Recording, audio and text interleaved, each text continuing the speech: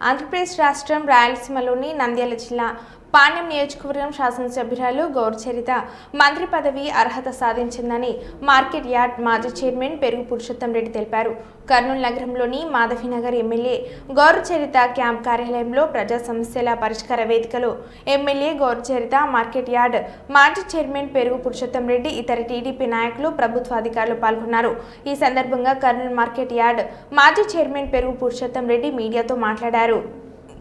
స్వచ్ఛందంగా కోరుకుంటున్నారు. ఈరోజు ఇప్పుడు మంత్రి పదవి అనేది ఎవరో కోరుకుంటేనో ఎవరో ఇస్తే రాదు. చరితమ్మ దానికి పూర్తిగా అర్హత సాధించింది. ఎందుకంటే ఇక్కడ 2011 నుంచి పాణ్యం నియోజకవర్గంలో ప్రతి గడప 3 నుంచి 4 సార్లు తిరిగింది. స్థానిక సంస్థల ఎలక్షన్లు అనుకో, ఎమ్మెల్యే ఎలక్షన్లు అనుకో, రెండోసారి ప్రజాప్రతినిధిగా గెలిచింది.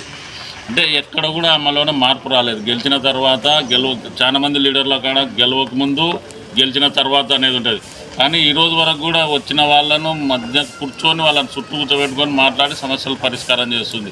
ఏ సమస్య వచ్చినా కూడా దగ్గరికి పోయి పరిశీలిస్తుంది. కనుక మేము కోరుకుంటేనో కోరుకుంటేనో ఇవ్వాల్సిన అవసరం లేదు. ప్రజల సమస్య ప్రజాభిప్రాయం కనుక్కొని ప్రజల అన్ని రకాలుగా అర్హురాలు కనుకనే మేము ఇవ్వాలని కోరుకుంటున్నాం. కానీ మేము మా స్వార్థం కొరకు మాకు చట్టమ్మ మంత్రి అయితే మేమేదో బాగుంటుందని కాదు. ఇది ప్రజలలో సమస్యలకు అందుబాటులో ఉంది.